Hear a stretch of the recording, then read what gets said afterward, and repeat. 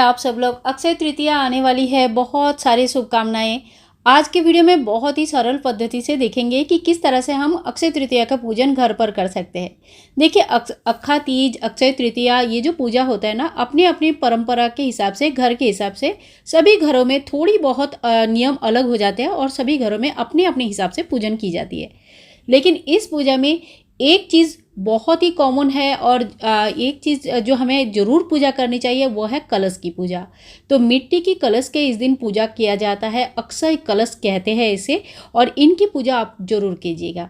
अक्षय तृतीया के दिन कई घरों में लक्ष्मी गणेश जी की, कई घरों में लक्ष्मी नारायण जी की, राधा कृष्ण जी की तथा लड्डू गोपाल जी की और शिव परिवार की पूजन की जाती है।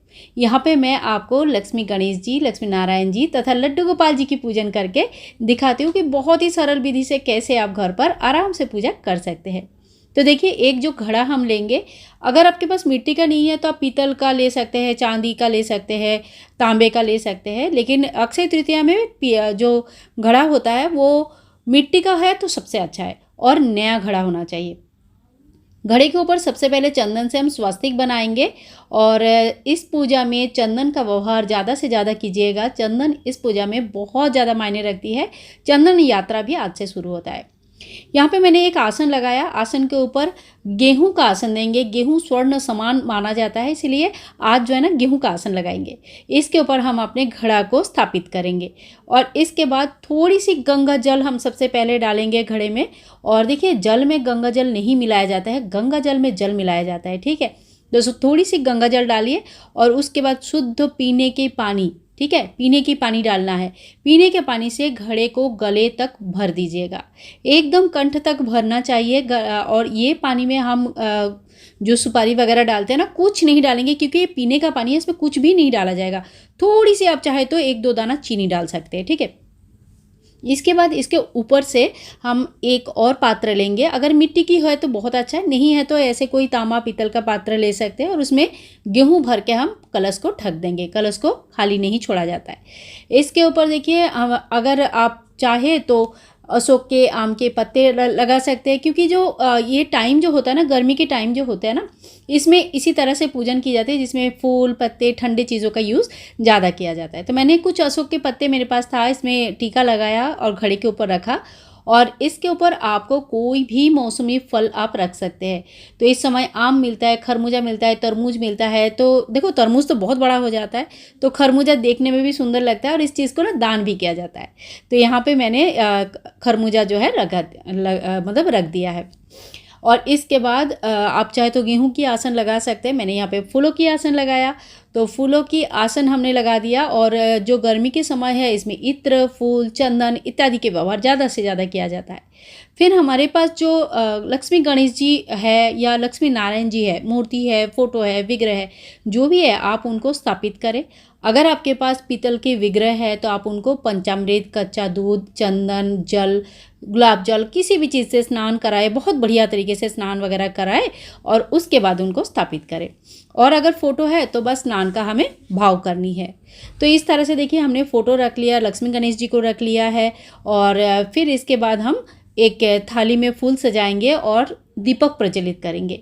अक्षय तृतीया के दिन घी का दीपक प्रज्वलित करना बहुत अच्छा माना जाता है और अगर संभव है तो घी का एक अखंड दीपक का स्थापना करें। मैंने यहाँ पे बहुत छोटा सा दीपक जलाया क्योंकि आज अक्षय तृतीया नहीं है, ये एक डेमो वीडियो है।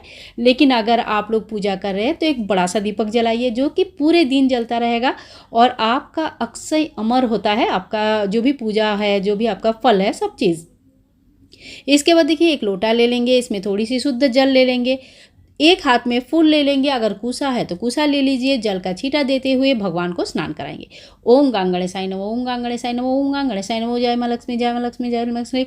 ओम श्री हरि विष्णु नारायण नमो नमः, ओम श्री हरि विष्णु नारायण नमो नमः।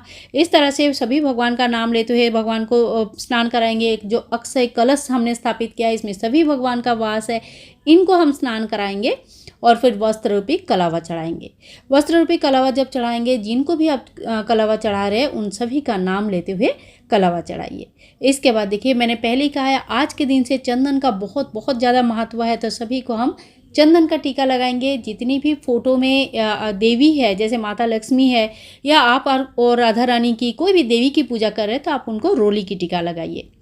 जितने भी देवता है उनको हम लगाएंगे जो चंदन हमने पीस के घोल के तैयार कर रखे हैं उनकी टीका लगाएंगे।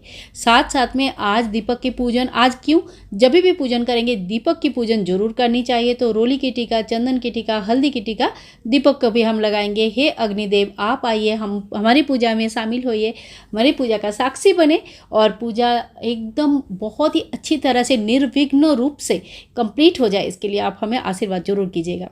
इसके बाद हम भगवान को जनेऊ चढ़ाएंगे। ऑप्शनल है, अगर आप चाहते हैं चढ़ाना तो चढ़ाइए और अगर नहीं है आपके पास तो कोई बात नहीं, इस चीज़ को आप स्किप कर सकते हैं। इत्र है तो भगवान को इत्र जरूर लगाइए। आज लड्डू गोपाल जी की स्पेशल इत्र सेवा जरूर दीजिए। लड्डू गोपाल जी की पूजा मैं अलग से दिखा दूंगी क्योंकि एक ही वीडियो में इतना सारा चीज़ें दिखाएंगे तो बहुत बड़ा हो जाता है वीडियो, ठीक है। इसके बाद देखिए, अगर कोई भी नया बर्तन वगैरह लेके आए हैं, कोई भी नया चीज़ आप लेके आए अक्षय तृतीया के दिन, उनका भी विधिवत पूजा किया जाता है। अगर बर्तन है तो बर्तन में थोड़ी सी गेहूं या 1 रुपये का सिक्का, थोड़ी सी चावल, कोई चीज़ आप डाल दीजिए, कुछ नहीं है तो फूल डाल दीजिए। खाली बर्तन का पूजन मत कीजिएगा। उसमें टीका लगाइए, फूल चढ़ाइए। अब एक फूल में थोड़ी सी चंदन लगाएंगे और ओम सुगंधिम समर्पयामि, यानी कि गंध हम भगवान को चढ़ा रहे, गंध दे रहे, ठीक है। इसके बाद हम फूल चढ़ाएंगे। कहने का मतलब है पंचोपचार पूजा करेंगे, सुगंधी चढ़ाएंगे, फूल चढ़ाएंगे, धूप दिखाएंगे, दीप दिखाएंगे और नैवेद्य चढ़ाएंगे। इसी तरह से भगवान का पंचोपचार पूजा हमें जरूर करनी चाहिए। अब जो हमने दीपक प्रज्वलित किया है, अगर आपने ये अखंड दीपक प्रज्वलित किया है तो इनको आपको नहीं हिलाना है। लेकिन अगर आप नॉर्मल छोटा सा दीपक लगाया है सुबह शाम के लिए तो फिर आप इन दीपक से ही आरती कर सकते हैं। ये मैं बाद में आगे चल के बताऊंगी। अगर आपके घर में छोटे से लड्डू गोपाल जी है, राधा कृष्ण जी है, तो इनकी भी विधिवत पूजा इस दिन जरूर कीजिएगा। आज ही के दिन से 21 दिन तक चलने वाली जो चंदन यात्रा है वो शुरू हो जाता है। इसीलिए भगवान को बहुत ही अच्छी तरह से चंदन लगाया जाता है। एक क्वेश्चन आता है राधा रानी को चंदन लगाए नहीं लगाए, तो हाँ जी, वस्त्र वगैरह पहना दीजिए और उसके बाद हाथों में, कपाल में बिल्कुल अच्छी तरह से चंदन राधा रानी को भी लगा सकते हैं, कोई दिक्कत नहीं है। और ठाकुर जी को तो लंगोटा पहना के भी पूरे बदन में चंदन लगाया जाता है। तो और छोटे से लड्डू गोपाल जी को तो आप पूरे बदन में चंदन लगाइए, थोड़ी देर के लिए ऐसे ही रख दीजिए 2-3 घंटा, फिर बाद में सोने से पहले चंदन को अच्छे से साफ करके फिर सुलाना होता है। चंदन यात्रा के ऊपर पूरे कोशिश करूँगी डिटेल्स में आप लोगों को एक नया दूसरी कोई वीडियो में बता दूंगी। इसी तरह से लड्डू गोपाल जी को भी चंदन लगाइए, फूलों की सेवा दीजिए, फूलों के आसन में बैठाइए और फिर हम भोग चढ़ाएंगे। और अगर आपके पास तुलसी मैया है तो तुलसी मैया को धूप दीप करना बिल्कुल ना भूले। आज के दिन तुलसी तोड़ा नहीं जाता है, लेकिन अगर आपके पास गमले में जो तुलसी के पत्ते पड़े हैं वो तुलसी के पत्ते आप दे सकते हैं, और नहीं तो एक दिन पहले से तुलसी की व्यवस्था कर रखिएगा, ठीक है। इसके बाद थोड़ी सी दक्षिणा आप जरूर चढ़ाइएगा। पूजा में जो भी कमी रह गई है उसको पूर्ण करने के लिए हम दक्षिणा चढ़ाते हैं। फिर हम करेंगे आरती। तो सबसे पहले गणेश जी को आरती दिखाएंगे, उसके बाद माता लक्ष्मी जी को आरती दिखाएंगे, फिर नारायण जी को आरती दिखाएंगे, हमारे लड्डू गोपाल जी को आरती दिखाएंगे, कलश भगवान को आरती दिखाएंगे क्योंकि कलश में सभी देवी देवताओं का वास है।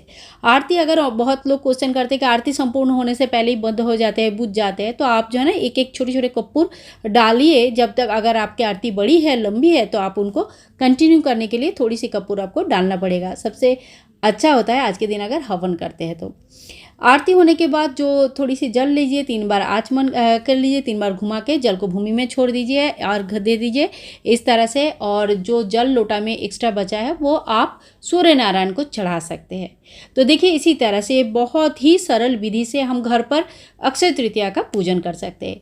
जो भी दान सामग्री लेके आए हैं ये पूजा में आप जरूर रखिए, और इसके बाद पूजा होने के बाद उसी दिन आपको दान करनी है।